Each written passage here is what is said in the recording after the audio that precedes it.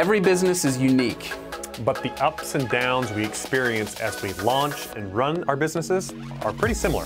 We're Harmon Brothers, the team behind Pooping Unicorns and other weird but successful video ads you've probably seen. We help businesses grow through unforgettable video marketing, and we're no stranger to tricky situations. In fact, we embrace them. The goal of this podcast is to show how your crappy circumstances could be the golden opportunity that leads to your next success. You're watching Poop to Gold. Welcome back to Poop to Gold. This is Benton Crane, your co-host and the CEO of Harmon Brothers. Today I'm joined by Greg McKeown. Welcome to the show, Greg. Hey, it's great to be with you. Thanks, Benton. Now, let me give a quick introduction to Greg. So Greg is the author of the book Essentialism. And the book Essentialism has had a major impact on how we work at Harmon Brothers. And it's a big part of the culture that we've built here. I'm sure I'm not going to do the book summary justice, but let me sum it up like this. Essentialism is an argument that we should focus our time and efforts on doing the things that we do best, on where we make a high impact, and then relying on other people around us to do what they do best, as opposed to trying to focus on anything and everything all at the same time. It argues that what we say no to is oftentimes more important than what we say yes to. Did I do it justice? You should just keep going. You're doing a better job than I'm going to do. This is essentialism is figuring out what is essential. So it's exploring, creating space to figure that out. It's then to eliminate what is not essential, whether by just not doing it or by delegating it. And then thirdly, it's creating a system to make execution as effortless as possible. So it's those three things: explore what's essential, eliminate what's not, execute. So that it becomes easier over time to do the things that are very important. And it's, I think Essentialism was one of the books that finally got me to pull the trigger on hiring a personal assistant. You know, up until that point, I had always kind of seen a personal assistant as, unnecessary. Only the super rich should deserve a personal assistant. Whereas me, I'm just an everyday guy. I don't deserve that level of luxury. I think that was kind of how my mind thought about it.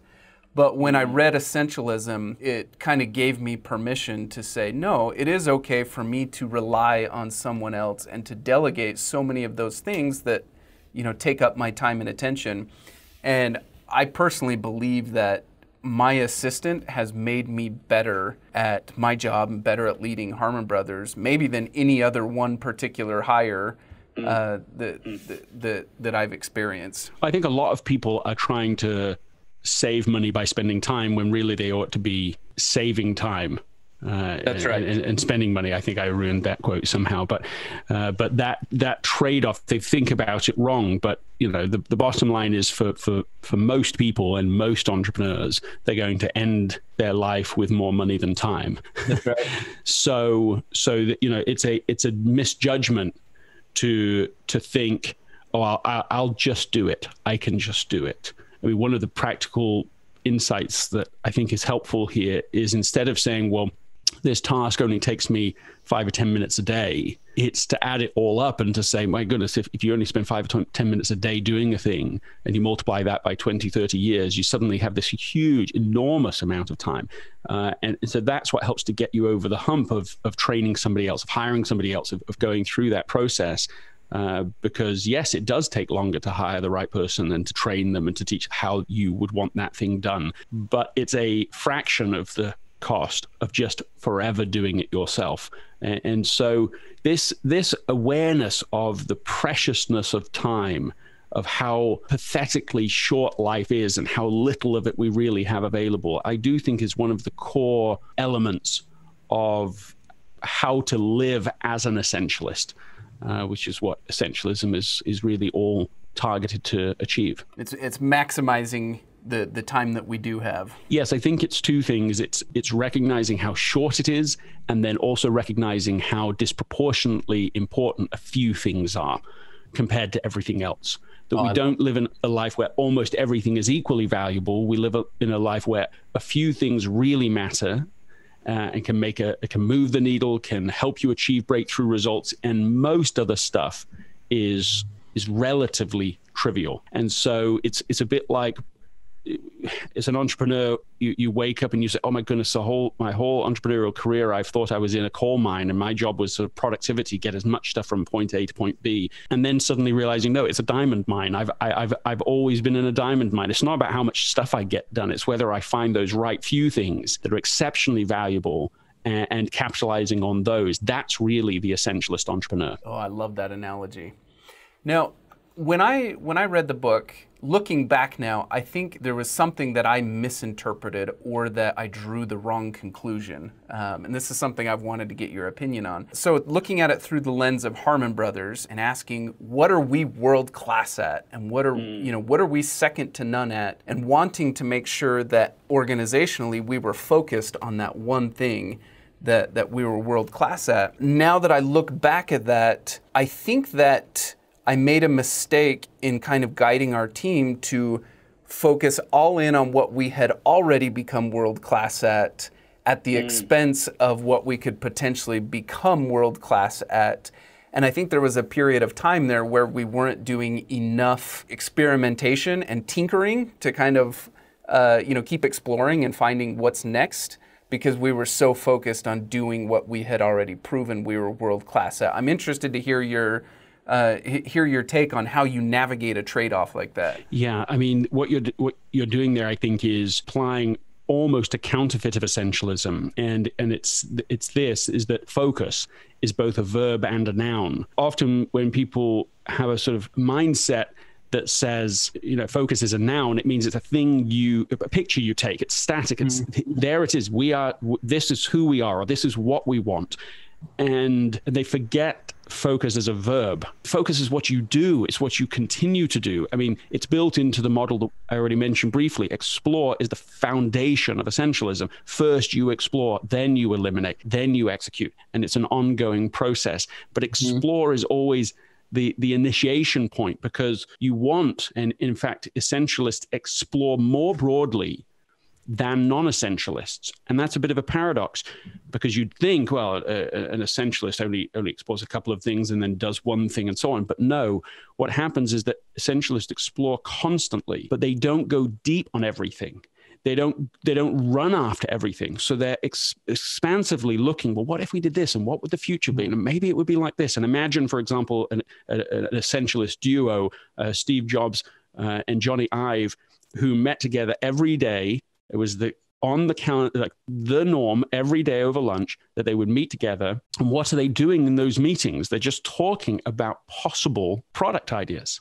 What if we did this? What if we did that? And here, Steve Jobs, in his effort to bring around a renaissance at Apple, has so many things he could be focused on, has so many meetings he could be having, and of course was having, and yet still his routine included, having this meeting with his head of design for product design. Let's keep talking about this. What if that's what they spent that time doing every single day? What if? And Johnny and I talked about it, that most of those ideas, they just sort of, oh yeah, okay, well, that's interesting, but they fall, there's no sort of life in them, energy. And then he said every so often, he said they would say, well, what if this? And he said it would take the oxygen out of the room. They're like, that would be something. That's exactly the entrepreneurial process that I think essentialism suggests, is that every day you're creating space to explore. In a busy, executive's life, entrepreneur's life, they're not going to have space for that. It doesn't present itself. Email presents itself. The latest text presents itself. Even the latest client presents itself. The next project presents itself. All of those things, if things are otherwise successful, are going to be acting on you. But creating space to explore almost never appears on its own, just there. So you have to design and act upon it so that you're having this time. You don't go after every idea. You don't go after every single thing you talk about. You wait until the thing, this is it. And this will propel us forward, to a whole nother level compared to where we've been in the past. Yeah, that's so interesting. And looking back now, it's as clear as day that I had misinterpreted the meaning of essentialism when I honed too much in on this idea that I need to focus on what we're world class at and where we can make the highest impact. But I totally missed what you just described of the exploration in and of itself is essential. And that's part of living an essentialist life, is carving out that time to explore. I love that so much. Yes, and let's just build on it for a second, because this is the challenge. Essentialism exists for successful people. And I think that's actually more people than maybe even feel successful. I think in some ways being alive today is almost equal to success, because we have so many options and opportunities at our fingertips just because the internet exists, because most people are literate, because most people have enough health to be able to operate with some level of confidence about the future and so on. Like, so many things have been given to us because of unprecedented success over the last couple of 100 years in most of the developed world. You have way more coming at you than you can possibly do. So the default position for most people is going to be that they will be stretched too thin. They're going to be busy, but not necessarily productive. They're going to feel like people are hijacking their agenda all the time. That's default for most people. Essentialism is trying to say, well, how do you become successful at success? A part of that is what you did. Part of that saying, okay, well, we're going to eliminate the stuff we shouldn't even be focused on. Yes, that is part of the journey. Elimination is part of this process. But if you eliminate without exploring, then that's like a book called Noism or something. That's saying no to everything. Yeah. I didn't write that book. It's that combination between exploration, broad exploration, but then also continually looking through all those options, pruning them constantly, so that the one next big thing, in this case for Harmon Brothers, becomes clear. We do want one more thing. We don't want 50 new things, but we want one new thing that will help us to go from where we are to the 10x version of us as an organization. I love it. So, Greg, you probably wouldn't admit it, but you've become of a world-renowned expert in this field of essentialism.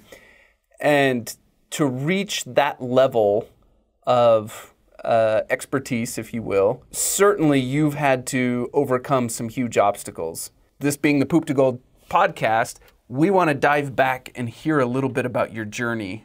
Can you share some things that you've overcome on your journey to get where you're at today? Yes, one of the moments that comes immediately to mind is something that literally was a negative that has turned into a positive. It's not just overcoming it, it's that formed the basis of much of what I've done with Essentialism now.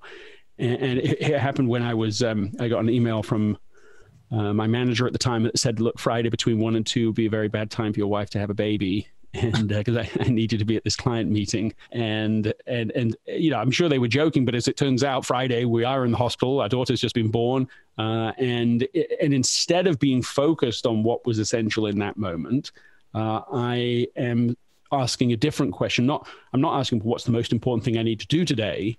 I'm saying, how can I do it all? How can I keep everybody happy? And I just straddle it. To my shame, I go to the meeting. So I'm leaving the hospital, go to this meeting. Afterwards, my manager said, well, look, the client will respect you for the choice you just made. And I'm not sure that they did. I don't remember the look on their faces evincing that sort of respect. But even if they had, it's clear I made a fool's bargain. I violated something more important for something far less important. What I learned from that was that if you don't prioritize your life, someone else will. And really, in some ways, that was the birth of Essentialism, because it raised for me these questions. Well, why, first of all, personally, why are you making that trade-off? What has happened over time that your stated values, and even like my historical values, what I'd actually done in my life, suddenly had been chipped away at to such a degree, or my sense of agency had been diluted to such a degree that I'm saying yes to that instead of just being able to fully feel at peace with no. Today's a trade-off day. For heaven's sake, it's clear. Can I ask a question about that moment? Was it quickly after that experience that you had enough introspection to realize that was not right? Or what did you kind of go for a time thinking like, hey, I'm trying to do right by my family, and I'm trying to do right by my client, and I'm trying to do right by my boss? At what point did you recognize clearly that, no, that's not what I want to do, and that's not who I want to be? It wasn't immediate. It continued the same process of giving up agency, drip by drip, day by day, thinking I can't push back, thinking I can't negotiate this, have this conversation, wanting to avoid the awkwardness, saying if you sacrifice for long enough, you'll get the things that you really want to get. And so that will justify it. So it went on for longer. And what I observed in my own life and have now observed in others as well is that the trends really matter. And so you can operate in an unsustainable way for quite a long time. And so you have to really look at the trends over a few months or even years, and especially be careful of reaching tipping points, of reaching places where you're not just using up, your reserves from today or your relationship trust of today or for a week or month. You're now digging into the deep stuff. I mean, if you let it go long enough, and this wasn't at all the case in my instance, fortunately, but if you leave it go long enough, well, that's the stuff that sort of family breakups are made up and divorces are made up and psychological breakdown and burnout and can be made of. They don't happen in a day. They happen slowly over time. Mm-hmm. And so for me, it became a point where I was like, no, it has to change now. And that wasn't actually in that moment.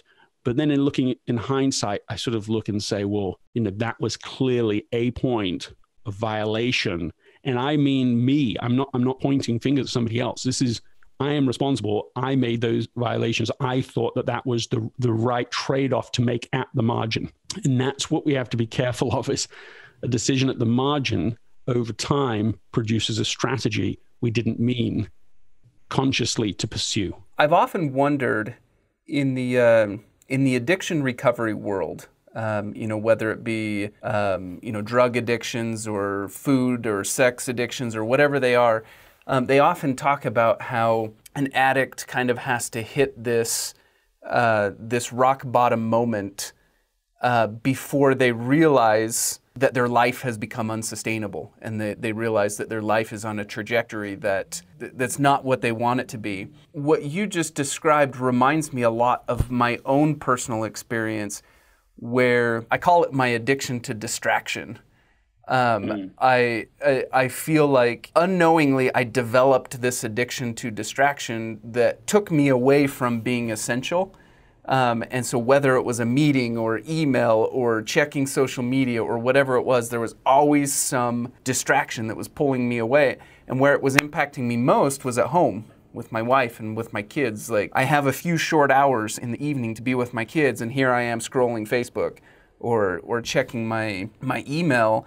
And at some point, I can't even pinpoint exactly when or where that was, but it felt a little bit like what you described, where I had been trending for several years on the wrong path until I finally kind of hit this rock bottom moment and recognized this is not sustainable and this is going to destroy relationships if I do not solve this. Is that kind of a common experience that people go through as they recognize this need for essentialism?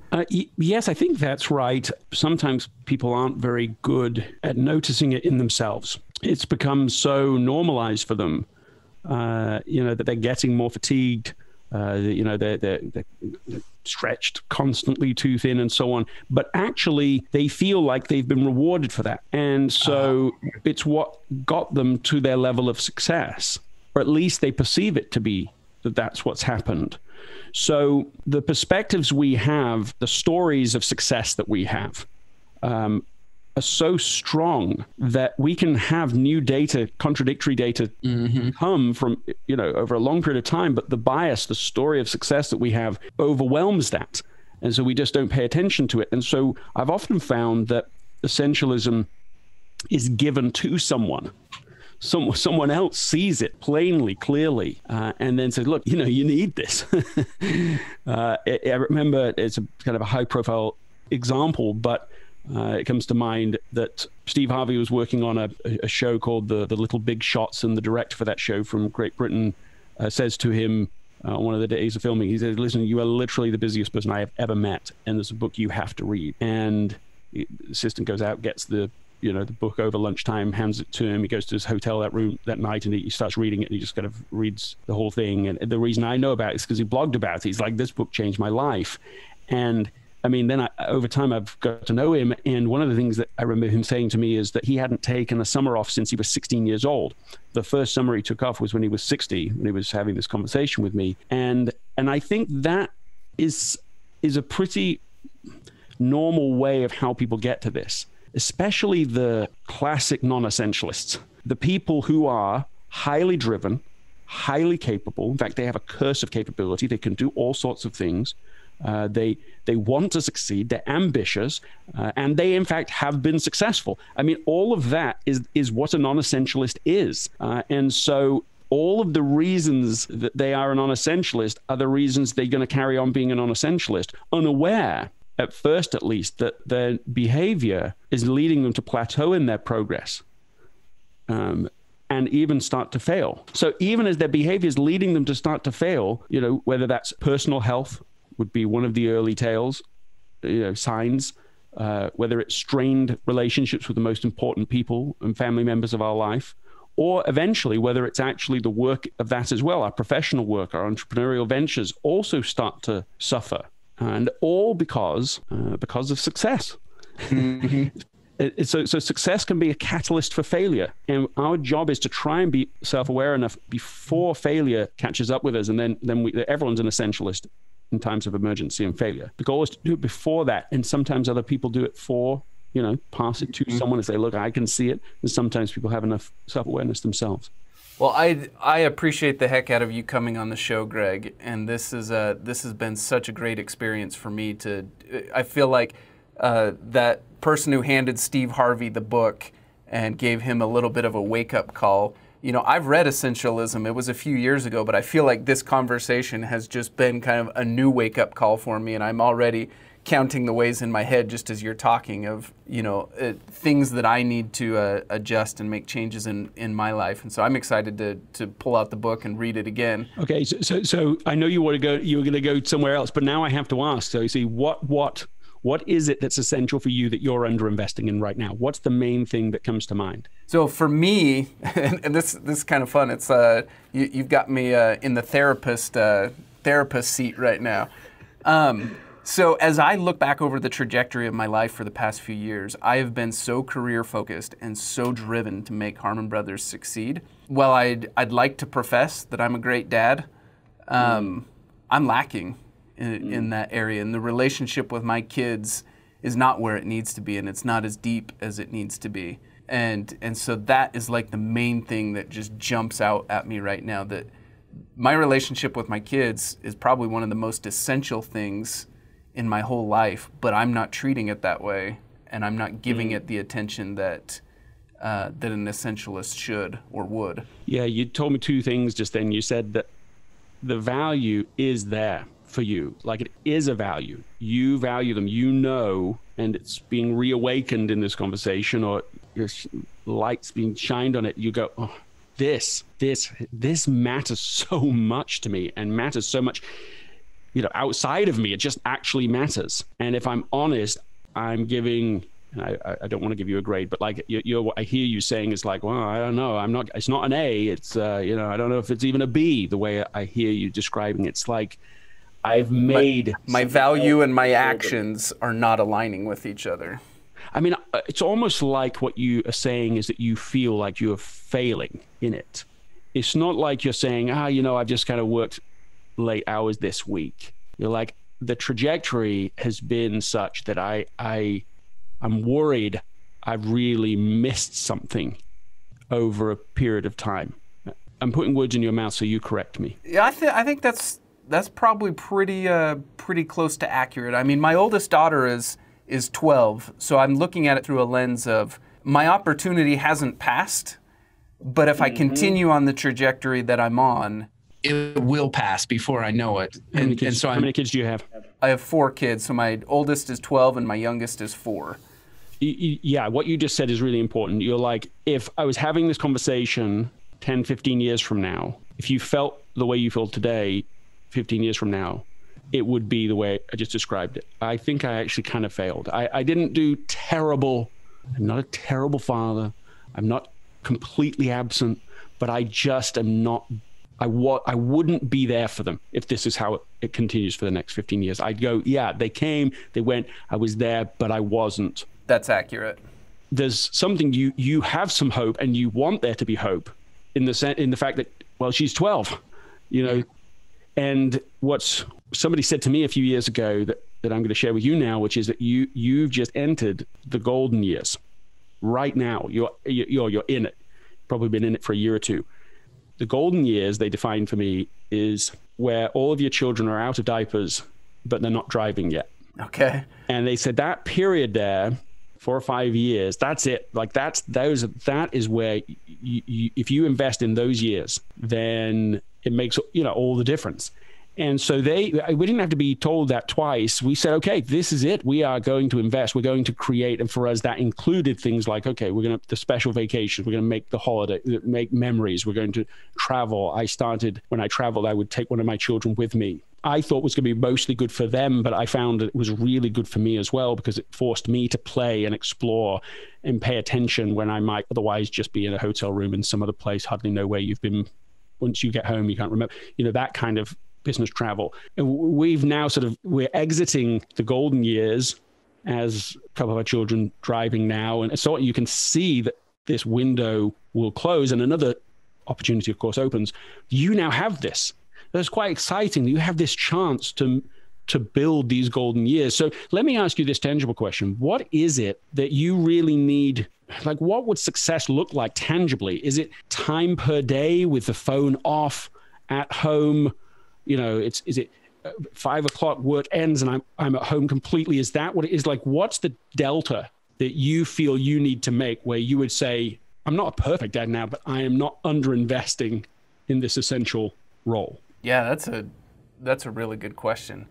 My hunch is that, yes, kind of that phone off is part of it, but I think it goes a little bit beyond that. And it's that if I'm being honest with myself and I look at the time that I do spend with my kids, it's rarely fully present, meaning that I'm there physically, but I'm more often than not, you know, somewhere else mentally. I'm thinking about, you know, other projects, other problems. You thinking about Harmon Brothers. That's right. And I think if I was to identify how would I measure success, it would be figuring out how to get fully present time where when I'm with the kids are the focus, because I'm not good at that. Yeah, and I hear, again, just a concept here, another tipping point concept, which is right now, Harmon Brothers is the major. Mm-hmm. Your children are the minor. That's right. And what you're wanting is to recalibrate your life so that the family is the major and Harmon Brothers is the minor. Even while you still want Harmon Brothers to be successful, it's not like you care less about that. But that feeling of how is it that you live to work versus working to live? You want more of the life to be the thing that you're investing in. I'm still trying to work out, like, how much time difference is it? How much more time do you need? I know it's physically present isn't the problem. You're physically there. So how much time is it per day where you're really focused on them compared to what you are doing now? I mean, how much time are you doing it now? How much time do you feel like you are with them, really focused, talking to them, listening to them, laughing with them, playing with them in their world? Like, how much time do you do that? Did you do that in the last 24 hours? That's an embarrassing question, I think. Last 24 hours. No, I honestly can't say that, like, I gave them fully present time at all. Yeah. Give me the last week. The last week they probably got a few hours, because over the weekend we did a little family trip and we built a gingerbread house together, and we did our Sunday worship services together. So they got a few hours over the weekend. What you just described is that you know how to do this. I mean, that's an important part of input. It's not a competency problem, right? You know how to do a gingerbread house. I'm guessing you weren't the one that bought the gingerbread house and initiated that. I might be wrong. But still, once the opportunity is given to you, you know how to interact with them. You have a relationship with them.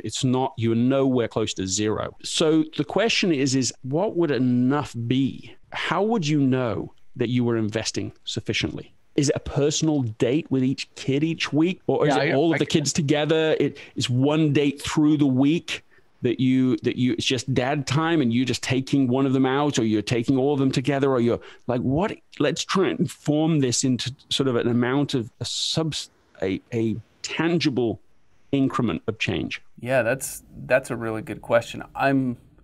My hunch says that if I'm giving them genuinely present time, it probably wouldn't require that much time, to make a massive difference, between the trajectory that I'm currently on and the trajectory that I want to be on. Right. And what is it? What's your gut? Give me a number. I don't know. Maybe like, even if I just read to them for a half hour in the evenings or something like that, I imagine even just 30 minutes a day could make a massive difference. Yeah, okay, so you've now named it, right? You've got a concrete thing, and how often do you read 30 minutes a night to them right now? Like, give me the last 5 years. Is this something you've done fairly often, or hardly ever, or never? It's pretty sporadic, once every 2 or 3 weeks or something, read a storybook here, read a chapter book there, that type of thing. So I got two little stories about this for you. The first is on the What's Essential podcast that I just launched a few months ago, the very first episode with my wife, Anna, because I wanted to give her the chance to give her side of the story of the day in the hospital. But we also got talking about reading for some reason. We had no agenda. We were just chatting. And really, Anna has we've done a few things, but Anna has just emphasized reading, right? I mean, that's the truth. And one of the ways that she's done that is reading to them every night. And we haven't done it recently very much. She's read probably a few books this year to them, but for several years, especially through the golden years, it was every night. It wouldn't just be half an hour. It started as half an hour, but it grew because the more you get into the story and the more they get into the story, another chapter. And our eldest just was applying to university. And as part of that, just thought it'd be fun to sort of look at how many books she herself has read. And it's sort of, it's well over 200 books now. And it's added up incrementally, and it's become a part of the culture, and it's become something so special. I mean, I just have to say all of this. So this idea of the 30 minutes a night, I think has a very good trend to it. If you're reading, it's hard to read and have your mind elsewhere. You can, but if you're reading out loud from some novel, classic literature that they are into, you're going to be more present than if you're not doing that. That's right. So I feel like you have identified something that if you do it every night, if you literally do it every night for the next 10 years, I know that sounds overwhelming, but like if you do that, you get the output you want. You get the relationship that you want, because there's something, I would say, magical about that moment. I haven't read as much to the children as Anna has, but I did read them the whole Harry Potter series, and even when she's reading and I'm just sitting around with them, or even walking around the house with them, there is something so magical that even as teenagers, they've carried on doing it, where they'll sit out in the hallway and listen to and be read to. It's safe, it's compelling, it's all these things. Okay, so there's only really one question left for you with this, which is, how do you make this easy? How do you make it, construct a system now that you're going to follow through on this tomorrow when you don't really want to, you're not in the conversation anymore, and there's all pressures, and not just pressures, but opportunities, exciting things at work, and something will have come up, something happens. How do you do it? What do you do so that you do this whether you feel like it or not? It seems like I like to think in my head that I'm only late coming home once in a blue moon because of extenuating circumstances at work. But I bet if I'm being honest with myself, and if I actually, went back and did a thorough analysis of how often I'm late, miss, putting the kids to bed and stuff like that because of working late, I don't know. It wouldn't shock me if it's more than like 40 or 50% of the time. When in my head, I'd like to tell myself it's only for extenuating circumstances. No, I understand. You in your head, you think it's an exception. But actually the exception has become a norm. And I think what you're saying is that in order to create this space for this half an hour, the price to pay for that is to leave work at a set time so that you're there for dinner, so that there's space to be able to help and that things go smoothly, and then there's time to be able to read. And if you arrive late, there's no way that you can do all that preparation for that moment to happen. That's right. So there's a another episode I would actually like you to listen to. It's with Ben Bergeron, who's an essentialist who really impresses me. I mean, he literally read Essentialism and he's applied it in ways that inspired me. One of them was that he leaves the office at a set time. His choice is 5:25 because he wants to be home by 6 on the dot. And so he literally, somebody else told me about it. I was on another podcast where I was being interviewed and they told me, hey, do you know of Ben Bergeron? And I didn't. And they said, well, let me tell you a story about him. He leaves work at the set time, no matter what's going on. He'll start packing up his things. He literally is walking to the door at 5:25. So he's physically in his car at 5:30, no matter who he's meeting with. And I asked him about this when I had him on the show, and he kept an actual grid, like an Excel document where he's actually marking off, here are his values. His highest value is family first. And he had 5 specific metrics for that. One of them was eating dinner with his family. One of them was leaving at 5:25. And so over a 2 or 3 year period, he managed to leave work at 5:25 about 75% of the time. So he had that and had it recorded and had that measurement. You know how to do this. I mean, sure, you've done it in work environments. I'm sure you've probably done it in other environments, but he's just managed his actual priority so that he could, execute it over time. So that was inspiring to me. What I do now, as after having had him on the show, is I stand up out of my office, and it's COVID. So in the office, I stand up and walk out at 5 and I announce it like a town crier. Loud to the whole house what time it is. It is 5:01. It is 4:59, or if I'm late, it's 5:23. And of course, you don't want to have to yell out 5:23 when everyone has a social contract and understanding a commitment that I'm going to be there at 5. So you don't want to do that. So it's an incentive when I look up and I see the time and it's 2 minutes to 5 and I'm in the middle of something. Of course, the temptation is just carry on, but now I have a counterweight to leave. Now, if you don't have that counterweight, there's always something. You cannot drink the ocean of everything in your business. So there's always something at 5. And then if 5:30, 6 comes in, if it's 6, why not 7? And if it's 7, why not 8? And if it's 8, why not 9? And so on. Like there's no real natural end. We're not like farmers that the sun goes down and that's it. The lights are on, so you can keep going ad infinitum and day after day. So that would be it sounds like we have sort of 2 behavioral shifts here. One is a set time. What's that time? It'd probably be 5:30. Okay. How long does it take you to drive home? About 20 minutes. About 15, 20 minutes. Got it. So 5:30 means you for sure are home by 6, but sounds like if you left literally at 5:30, you'd be home maybe even before that, maybe 5:45 walking in the door, and that you actually keep this in a document. So if I asked you about this in 30 days, you would be able to show me, well, even if it was twice, you'd at least be able to show me that you're going to keep an account. And then there's the second item is 30 minutes of reading to my kids. So those are the 2 behavioral shifts. As we're talking about it now, what's the emotion in you? What do you feel? Do you feel there's no way I can really do that? Do you feel, oh, this is very stressful? I'm just now adding on these 2 things that are going to strain me when I've already got lots on. Do you feel like, oh, this is totally doable? I can do this. This is no problem. I just know what to do now and I can execute.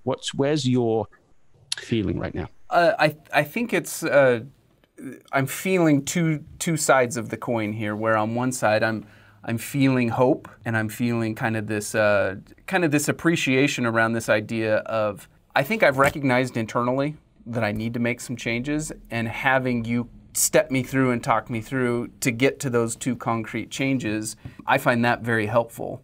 There is this flip side of it where there's a little bit of nervousness around, like, can I really follow through on this? Can I really dedicate myself to this? Can I really make it the priority that it needs to be?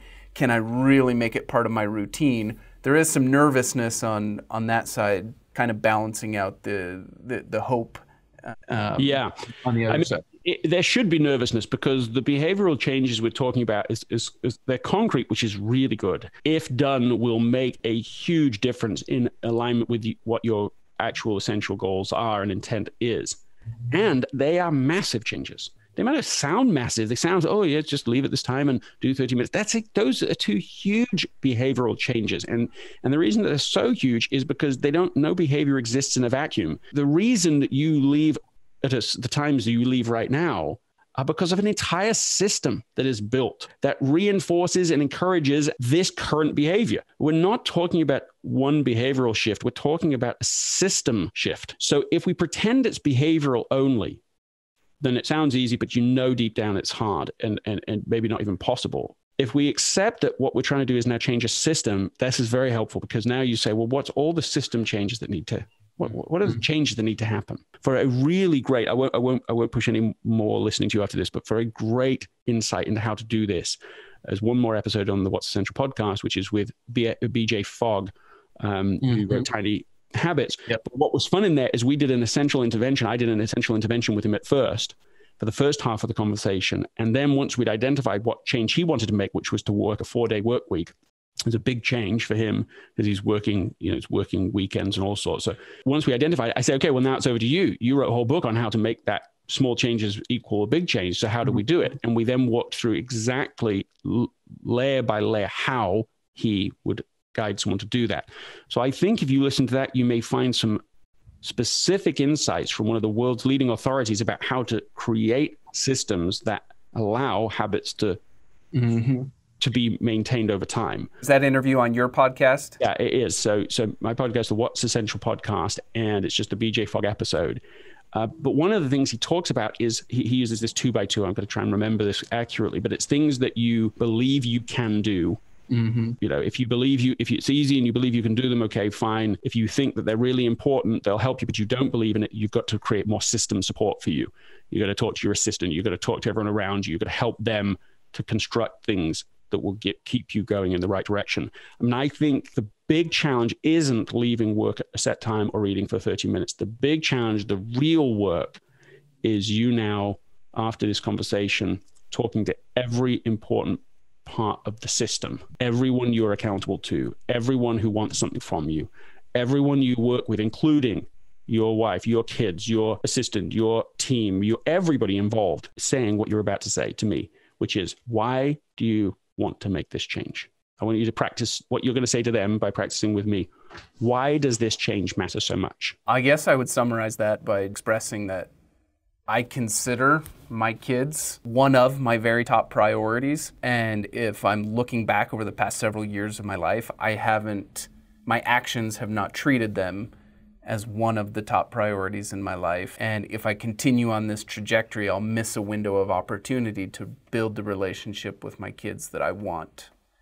And so knowing that I have to change that trajectory now so that, I'm not trying to fix it later or living with regret later, I've got to make time to consistently be home on time so that I can read to my kids. And that's going to require changes at work where these people around me are going to need to understand that I have a specific reason for wanting and needing to leave at that time. Yeah, how about this?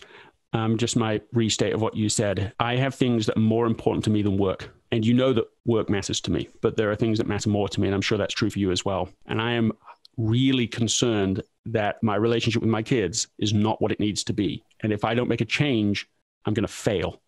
And this is so valuable to me, so essential to me, that I need your help to help me to make these changes. Will you help me? I like that. The reason that we're practicing this right now is because even where I've coached people through this process, even where I've had them write down a script that includes why they want to make the change, and then even when I have them sort of stand up and then deliver their prepared remarks, they skip the why. It's written down and they will read it and skip the section about the why. And it happens not like 5% of the time or 50%, like 100% of the time. And I'm so curious about this, about what it reveals about our vulnerability as people and our desires to avoid that vulnerability, that I now have a sort of hypothesis, which is that we basically just never tell people why things matter to us. If you don't share it when you've written it down, practiced it in a workshop type setting, and you still don't do it, then you're not doing it in normal life. And so what we just did a little practice on there, be vulnerable, share that why. Don't assume people know it. When you talk to your kids about this change, tell them why. When you talk to your wife about it, when you talk to your team about it, tell them why. It will give them permission in their own lives. It will give a depth of cultural improvement to Harmon Brothers, and it won't make people think, hey, listen, work doesn't matter. It will help them go, oh, we're working somewhere where we can be honest that success here is not the greatest success of life. We want, and you want people to live that way because you want them to come into work being able to be happy to be there when they are there. That's right. Well rested and in alignment to get more done in fewer hours. if they aren't feeling tortured and against their own values in doing so. Well, today's been an interesting conversation. Thank you for being open and vulnerable. Greg, thank you for being so generous with your time and your expertise. I didn't go into it expecting to get a personal intervention, but I am feeling amazingly grateful for it, and I'm excited to go put this into practice. Thank you, Greg. Benton, it's been a real pleasure. Thank you very much. How can our listeners stay in touch with you? Well, I think that, if people go to essentialism.com, there's a whole series of things that we're building there to help people to carry on in the way of the essentialist. The podcast is one of those things. We have a 1 Minute Wednesday newsletter that started a few months ago that's had a great response. Just you can read it in 1 minute each week, but it keeps you coming back to what matters most to you. But if they're only going to do one thing, just go to essentialism.com. Sounds fantastic. Okay, for our listeners, make sure to like, share, and subscribe, and we'll see you on the next one. At Harmon Brothers, we're known for what we call our hero campaigns.